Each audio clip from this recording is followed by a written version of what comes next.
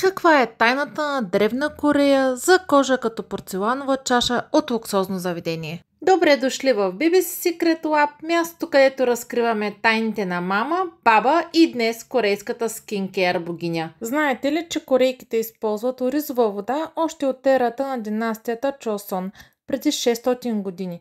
Дворцовите дами са миели лицата си с водата, останала от варения ориз, и резултатът бил поразителен – кожа гладка като стъкло.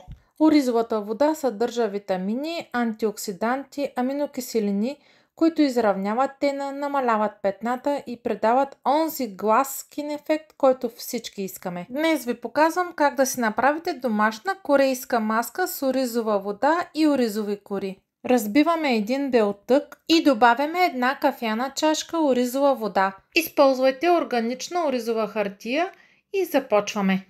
Междувременно съм си направила и маска за косата, така или иначе ще стоя около час-два с маската за коса и използвам това време да си направя тази уникална маска за лице.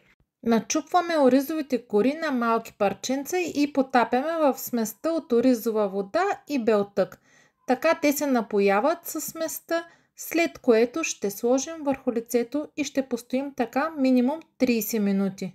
А докато маската действа, можеш да направиш някоя друга кей-поп хореография или да си пуснеш корейска драма, в която всички плачат красиво с съвършенна кожа.